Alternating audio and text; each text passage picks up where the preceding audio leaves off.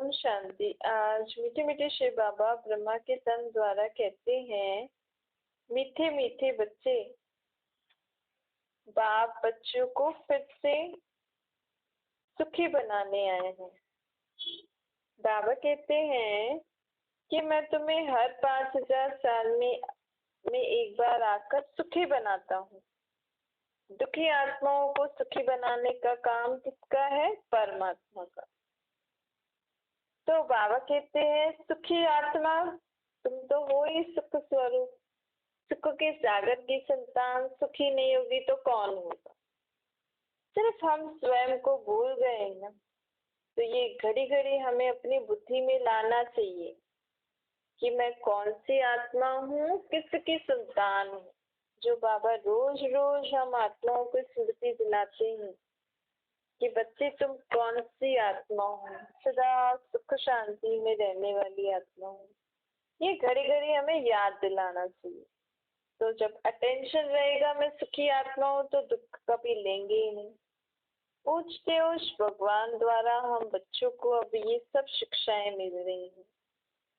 ज्ञान दाता परमात्मा यह ज्ञान देकर सभी मनुष्य आत्माओं की, प्रकृति की, जीव जंतुओं की सदगति कर रहे हैं। सदगति दाता तो वो एक है ना। बाबा कहते हैं कि मैं तुम्हारे लिए अब एक धर्म, एक राज्य, पवित्रता और सुख शांति वाली दुनिया स्थापन करने आया हूँ। हर एक स्टूडेंट को अपना चार्ट देखना चाहिए। अपनी चलन आप ही देखो कि मैं कितना लायक बना हूँ। जो मुझे बाबा रोज रोज पढ़ाते हैं, कितने दिन मेरे अंदर धारणा हुई है और कितना मुझे अभी और परिवर्तन करना है। क्योंकि ये एक ऐसा विचित्र स्कूल है जहाँ टीचर भी नहीं दिखता है, स्टूडेंट भी नहीं दिखता है, लेकिन टीचर स्टूडेंट को रोज पढ़ाते हैं। परमात्मा ने जो शिक्षाएं दी वो हम रोज सुनते हैं, रोज धारण करते हैं। तो रोज हमें अपने आप को चेक करना चाहिए कि मैं कितना प्रोग्रेस में हूँ। परमात्मा की पढ़ाई पढ़ के मेरे में कोई फायदा हो रहा है, नहीं हो रहा है? मुझे कुछ प्राप्ति हो रही है, नहीं हो रही? देखो स्कूल में भी अगर किसी स्कूल में स्टूडेंट जाके कुछ सीखे नहीं, कुछ उसमें इम्प्रूवमेंट नहीं आया तो माँ बाप बोलेंगे ना, हम ऐसे ही थोड़ी पैसे दे रहे हैं, आप कुछ सीख नहीं रहे और टीचर आपको कुछ पढ़ाती नहीं है क्या? टीचरों को भी बोलेंगे। यहाँ तो इस स्कूल में कोई फीस आदि भी नहीं ली जाती है, लेकिन है तो स्कूल। बाबा हमें रोज रोज शिक्षाएं दे रहे हैं आत्माओं को। तो हमें स्वयं ही स्वयं को जांचना है। बाबा कहते हैं, मैं तुमसे कोई फीस नहीं लेता हूँ। मुझे तो तुम्हारा पुराना जो कुछ कखपन है, तुम्हारा दुखी मन, तुम्हारे बुरे विचार, विकार, बुराइयां, ये सब मुझे दे दो। ये सब मेरी फीस है। सब रोज पढ़ते हैं तो फीस तो देनी पड़ेगी ना। तो रोज अपने अंदर कोई ना कोई ऐसी जो कमी कमजोरी है, कोई ऐसी बात जो दुख की है, वो बाबा को दे दो। बाबा आज की फीस आपको हम दे रहे हैं। फिर लेना नहीं। फिर अगर आपके पास आए तो तुरंत याद रखना, मैंने तो दे दी। देखो अगर हम स्कूल में फीस दे देते थे तो फिर वापस लेते थोड़ी है। अगर हमें ये भी याद आया कि मैंने फीस दी है तो इसका मतलब ये थोड़ी जरूरत के समय में ले लूंगी, नहीं। दे दी। हम किसी को गिफ्ट देते हैं तो दे दिया, बस बुद्धि से भूल जाते हैं ना। गिफ्ट याद भी आता है तो कहते हैं ना, हमने तो उनको दे दिया। ऐसे ही परमात्मा को भी आप चाहे फीस दो या गिफ्ट दो या किसी भी रीति या दान दे दो, चलो, लेकिन अगर आपके पास वो अवगुण, वो संस्कार, वो बुराई, वो बात, वो विकार अगर फिर से आता है तो आप एक्सेप्ट नहीं कर सकते हो। आप उसके बारे में फिर से विचार नहीं कर सकते हो, क्योंकि हमने दे दी ना। अगर आप फिर से विचार करोगे, फिर से उसके कारण दुखी परेशान होगे, मतलब आपने उनसे ले ली और लेते तो नहीं है। तो बाबा कहते हैं इसीलिए अपने अंदर जो भी कमी कमजोरी है, बुराइयां हैं, वो सब निकालते जाओ। अब बाप आए हैं इस दुनिया में आदि सनातन देवी देवता धर्म स्थापन करने। तुम ब्राह्मण ब्रह्मा बाप के साथ विश्व में शांति की स्थापना का कार्य कर रहे हो। ऐसे शांति स्थापन करने वाले बच्चे बहुत शांत चित्त और बहुत मीठे होने चाहिए, क्योंकि जानते हैं हम आत्माएं निमित्त बनी है विश्व में शांति स्थापन करने के लिए। तो पहले हमारे अंदर तो शांति होनी चाहिए ना। बातचीत भी बहुत आहिस्ते आहिस्ते बड़ी रॉयल्टी से करनी चाहिए। तुम बिल्कुल गुप्त हो, तुम्हारी बुद्धि में परमात्मा का अविनाशी ज्ञान रत्नों का खजाना भरा हुआ है। किसी दिन एकांत में बैठ के विचार करना, बाबा ने हमें कितना सारा ज्ञान दिया है जो हमारी बुद्धि में अभी है। बाप के तुम वारिस हो गए ना। जितना बाप के पास खजाना है तुमको भी पूरा अपने अंदर भरना चाहिए। कैसे भरेंगे? जब हम उसको विचार सागर मंथन करेंगे। हमने सुन लिया फिर हम भूल भी जाते हैं, लेकिन अगर हमने सुना उसका विचार किया, विचार सागर मंथन करेंगे ना, तो वो बाबा का खजाना मेरा हो जाएगा, आपका हो जाएगा। क्योंकि यूज करते हैं ना, यूज करेंगे नहीं, बस एक कबर्ड में रख देंगे तो उससे क्या होगा? फिर भूल भी जाएंगे, कुछ है भी हमारे पास और वो अंदर पड़ा पड़ा कोई काम का नहीं रहता है। तो बाबा कहते हैं जो मैं तुम्हें ये ज्ञान का खजाना दे रहा हूँ इसको यूज करो, मनन करो। जितना यूज करोगे, जितना मनन करोगे, उतना बढ़ता जाता है। अब सारी मिल्कियत बाबा के पास क्या है? ज्ञान गुण शक्तियां सब तो हमें दे दिया, सारी मिल्कियत आपको दे दी, परंतु बच्चे पूरी मिल्कियत लेने के लिए पुरुषार्थ नहीं करते। बाबा तो कहते हैं जितना चाहिए ले लो, सब ले लो, लेकिन हमारे पास लेने के लिए इतनी समझ होनी चाहिए, इतना समय होना चाहिए। व्यर्थ बातें इतनी चलती हैं कि बाबा का ज्ञान भूल जाते हैं। इसीलिए तो उन व्यर्थ बातों को छोड़ के बाबा का ज्ञान सुनो, बाबा के ज्ञान का मनन चिंतन करो। तो देखो हमारी आत्मा में ये ज्ञान खजाना बढ़ता जाएगा और हम खुद भी सदा सुख सुख शांति से रहेंगे। और अगर किसी के जीवन में ऐसी कोई परेशानी आती है तो हम उसको भी परमात्मा का ज्ञान देकर बांटकर उनको भी दुख शांति से दूर कर सकते हैं। लेने वाले ही ऊंच पद पाएंगे। बाबा कहते हैं मैं तो स्वर्ग देखता ही नहीं हूँ, मैं तो ये सब खजाना आपको देने आया हूँ। कोई को समझाने का बड़ा शौक होना चाहिए हम बच्चों को कि बाबा हमें इतनी अच्छी चीजें बता रहे हैं, हमें औरों को बताने का भी शौक होना चाहिए, लेकिन युक्ति से बताना है। पहले पहले उनको दो बाप का परिचय देना है, फिर उनसे बोलना चाहिए बाबा ने हमें ये समझाया, आत्मा के बाप ऐसा ऐसा बोलते हैं, तो उनको फिर समझ में भी आ जाएगा। भारत में फिर से स्वर्ग की स्थापना का धंधा हम बाप के साथ कर रहे हैं। बाबा कहते हैं हर एक अपने टाइम पर चल रहा है, बच्चों को भी पुरुषार्थ तो करना ही है। बच्चों को निश्चय है कि अभी बाकी थोड़ा समय है, यह हमारा इस कलयुगी दुनिया में अंतिम जन्म है, फिर हम आत्माएं स्वर्ग में जाकर जन्म लेंगे। दुख धाम से फिर शांति धाम में जाएंगी, फिर उसके बाद सुख धाम में आएंगे। बनने में टाइम तो लगता है ना, तुम आत्माओं को भी अब तैयार होने में टाइम लग रहा है, तो नया घर बनने में भी टाइम लग रहा है। दुनिया में भी देखो घर बनता है तो टाइम लगता है ना, वैसे ही यहाँ तो पूरी दुनिया को परिवर्तन करना है तो कितना ज्यादा टाइम चाहिए, और मनुष्य आत्माओं को भी परिवर्तन करना है। इसीलिए बाबा कहते हैं समय से पहले तैयार हो जाओ, ये दुनिया पुरानी अब बदल रही है। जो अच्छी रीति पढ़ेंगे वह राजाई कुल में आएंगे, नहीं तो फिर प्रजा दासी में चले जाएंगे। बच्चों को बहुत खुशी होनी चाहिए। बाबा कहते हैं 50-60 जन्म तुम सुख देखते हो, द्वापर में भी तुम्हारे पास बहुत धन था, दुख तो बाद में शुरू हुआ है। राजाएं जब आपस में लड़ते हैं ना द्वापर युग में, जब फूट पड़ती है तब दुख शुरू होता है। पहले तो अनाज आदि भी बहुत सस्ते थे, फेमिन आदि की बात नहीं होती। ये बाबा दुनिया की खबर सुना रहे हैं।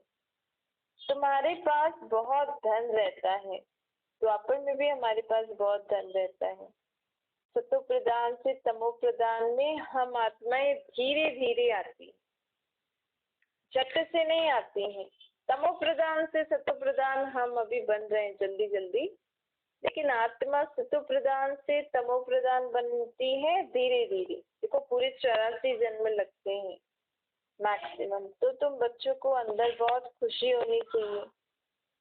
खुद को ही खुशी नहीं होगी, शांति नहीं होगी, तो हम औरों को सुख शांति कैसे दे सकते, खुशी कैसे दे सकते।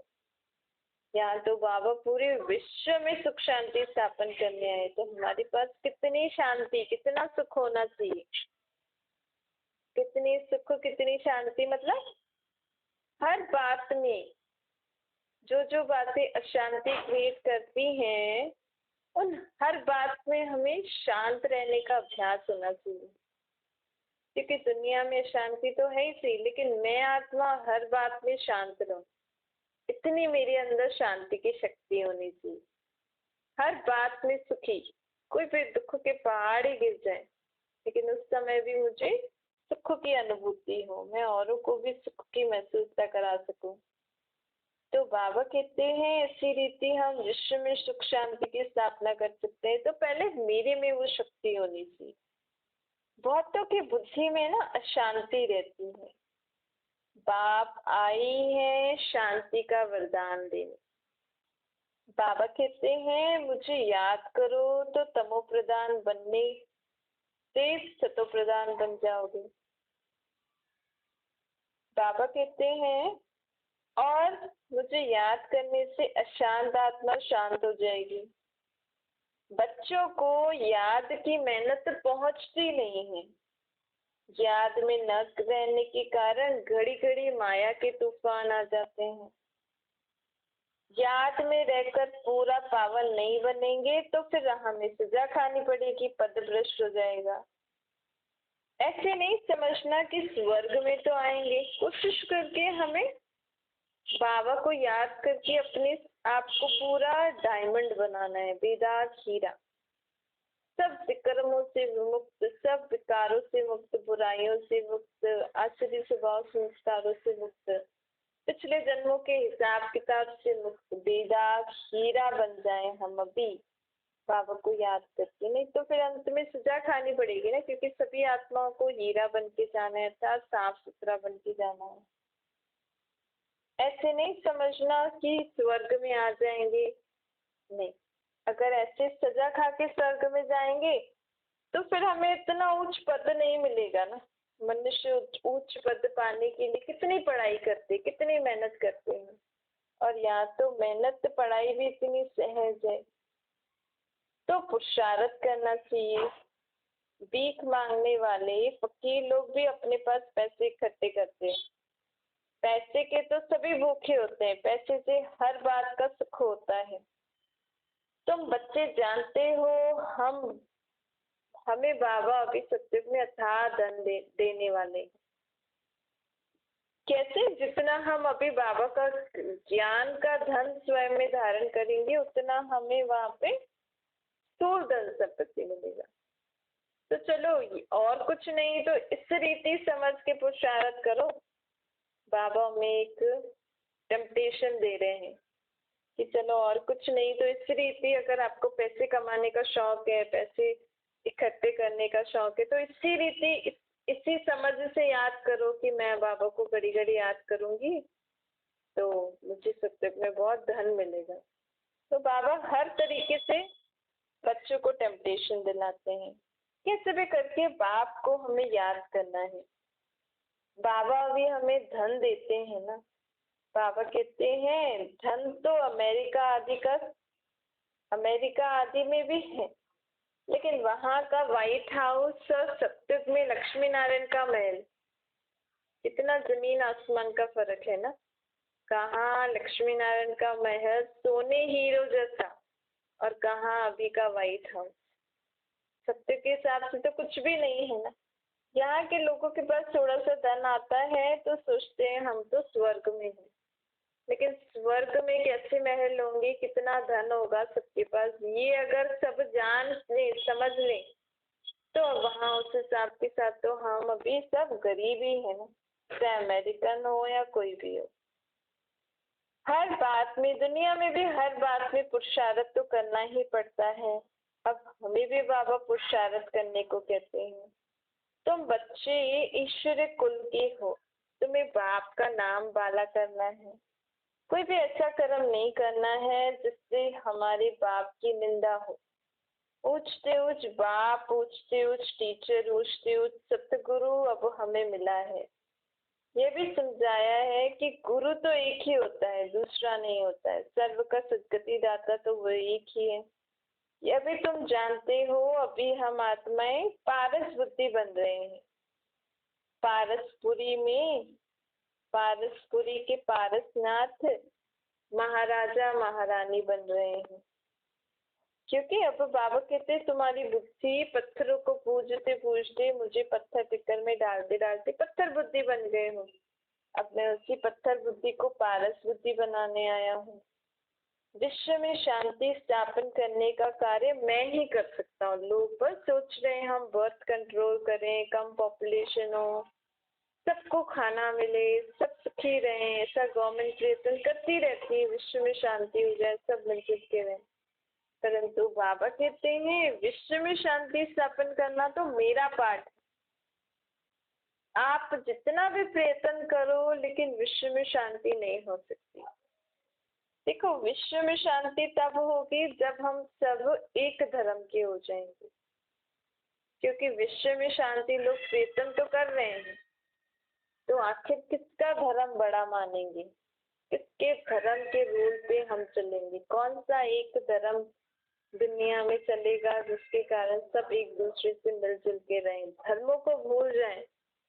ऐसा हो सकता है नहीं। धर्म के कारण ही तो लड़ाइयाँ होती है ना, हमारा धर्म हमारा धर्म।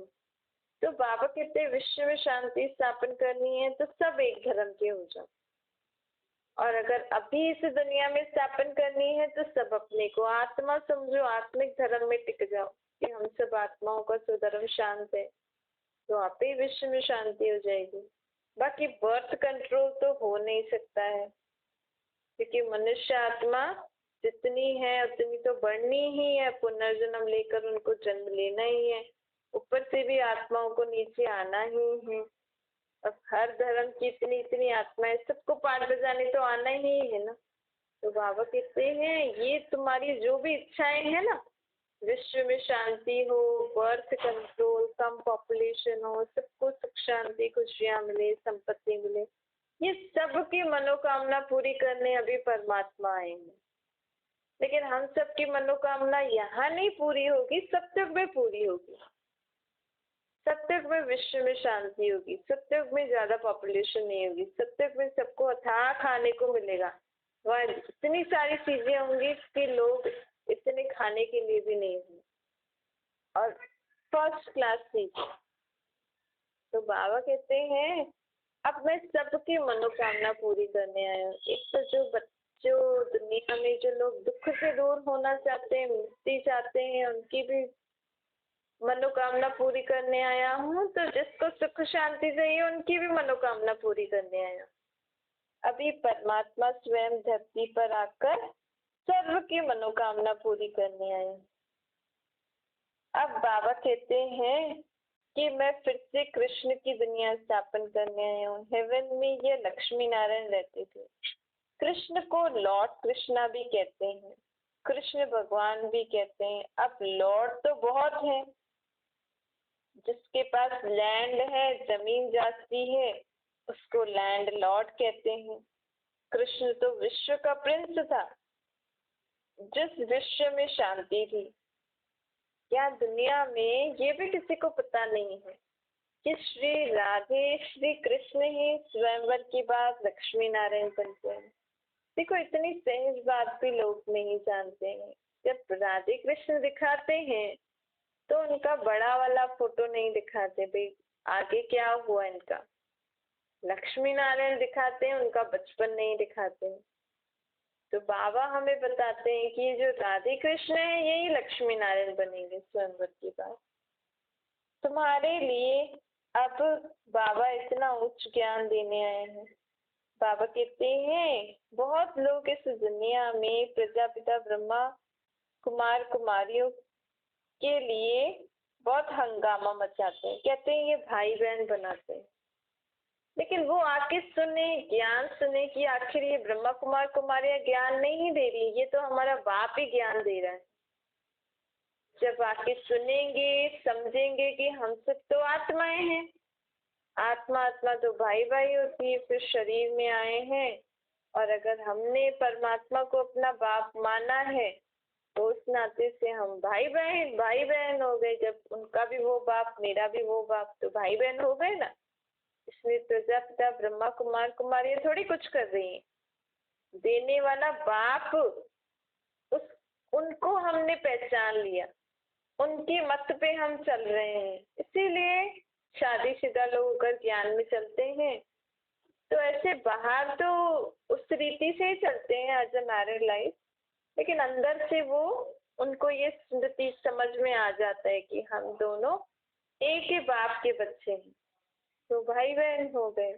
तो बाबा कहते हैं ऐसे कोई घर गृहस्थी वाले ऐसे हस्बैंड वाइफ अगर ज्ञान लेंगे तो बाबा थोड़ी कहते हैं कि तुम घर में जाके भाई बहन जैसे रहना। बाबा तो कहते हैं सास को सास बोलो, पति को पति बोलो, पत्नी को पति नहीं बोलो।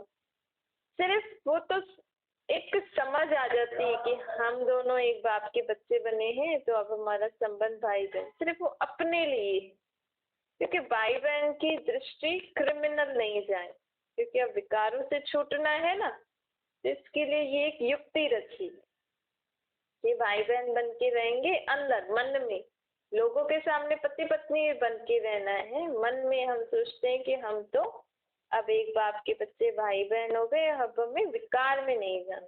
बाकी गृहस्थी तो चलनी ही है ना, ऐसे थोड़े कि ज्ञान में आने के बाद हस्बैंड अलग चला जाए, वाइफ अलग चली जाए, नहीं, दोनों को एक साथ रहकर बस विकार में नहीं जाना है, पवित्र गृहस्थ आश्रम बनाना है, सुख शांति वाली गृहस्थी बनानी है। क्योंकि परमात्मा कहते हैं अभी तुम वही संस्कार अभी धारण करने हैं ना। अभी सतयुग में गृहस्थी होगी लेकिन विकार नहीं होगा, बच्चे भी होंगे। देखो उस पे एग्जाम्पल है ना, देखो मोर है, मोर जो होते हैं, मोर और मोरनी, वो बिना विकार के बच्चे पैदा करते हैं। पपीते का पेड़ है, उसमें भी एक फीमेल एक मेल लगता है तो पपीता आ जाता है। तो मतलब ऐसी कोई युक्ति होगी, वहां पे आत्मा में शक्ति होगी कि बिना विकार के बच्चे, लेकिन वो पवित्रता की शक्ति तो अभी धारण करनी है। तो जो हस्बैंड वाइफ ज्ञान लेते हैं तो लोगों में जो गलत फहमी है कि ब्रह्मा कुमार कुमारियों के पास जाओगे तो भाई बहन बना देंगे, इसका मतलब ये है कि उन दोनों को समझ में आ जाते हैं हम दोनों एक बाप के बच्चे हैं, और अभी हमें पवित्रता की शक्ति अपने अंदर जमा करनी है ताकि हम सत्युग में जाकर पवित्र गृहस्थ आश्रम, अपना गृहस्थी ऐसे आश्रम जैसे बना सके। अच्छा, मीठे मीठे से खिलते बच्चों प्रति माता पिता बाप दादा का याद प्यार और गुड मॉर्निंग। रूहानी बाप की हम सभी रूहानी बच्चों को नमस्ते। हमारी भी रूहानी माता पिता बाप दादा को याद प्यार गुड मॉर्निंग और नमस्ते। वरदान है हर आत्मा को हिम्मत उल्लास दिलाने वाले रहम दिल विश्व के कल्याणकारी बने। कभी भी ब्राह्मण परिवार में किसी कमजोर आत्मा को तुम कमजोर हो हमें ऐसा नहीं कहना चाहिए। हमारी फैमिली में कभी भी हमें कोई कमजोर होता है तो हमें डायरेक्ट ऐसा नहीं कहना चाहिए तुम कमजोर हो। आप रहम दिल विश्व कल्याणकारी बच्चों के मुख से सदैव हर आत्मा के प्रति शुभ बोल निकलने चाहिए, दिल शिकस्त बनाने वाले नहीं। चाहे कोई कितना भी कमजोर हो, उसे इशारा व शिक्षा भी देनी हो तो पहले उसको समर्थ बनाओ, शक्तिशाली बनाओ, उसकी विशेषताएं उसको बताओ कि आप में ये गुण है, आप में ये गुण है, आप में ये गुण है। तो उससे क्या होता है, ऑटोमेटिकली उसमें जो अवगुण होता है ना उसको वो समझ में आ जाता है। कि हाँ मुझ में तो इतनी अच्छाई है लेकिन ये बात मेरे में ठीक नहीं है। बाबा कहते हैं पहले धरनी पर हिम्मत और उत्साह का हल चलाओ, फिर बीज डालो। पहले उसको अच्छे से उमंग उत्साह में लाओ, फिर उसको समझाने दो, तो सहज हर बीज का फल निकलेगा। इससे विश्व कल्याण की सेवा तीव्र गति से हो जाएगी। सब आत्माएं जल्दी जल्दी परिवर्तन हो जाएंगी। हम आजकल हमारी आदत है हम पहले से ही किसी को रॉन्ग बोलते हैं कि आप तो ऐसे हो ऐसे हो। तो कई आत्माएं मान जाती हैं, कई दिल शिकस्त हो जाती है, कई मानती नहीं है और नाराज हो जाती हैं कि मेरे को ऐसे क्यों बोला, मैं ऐसी थोड़ी हूँ, मैं ऐसा थोड़ी हूँ। तो बाबा कहते हैं पहले सबको उनकी अच्छाई बताओ, उनको उमंग उत्साह में दिलाओ, उनको उमंग उत्साह दिलाओ, फिर उनको उस ऑटोमेटिक उससे उनको समझाने दो। स्लोगन है पाप की दुआएं लेते हुए सदा भरपूरता का अनुभव करो। बाबा की दुआएं हमें कब मिलेंगी? जब हम बाबा की श्रीमत पे चलेंगे। बाबा ने जो कहा है अगर हम वो सब कुछ करेंगे तो बाबा की दुआएं हमें मिलती रहेंगी। इससे हम आत्माएं क्या हो जाएंगी? भरपूर आत्माएं हो जाएंगी। ओम शांति।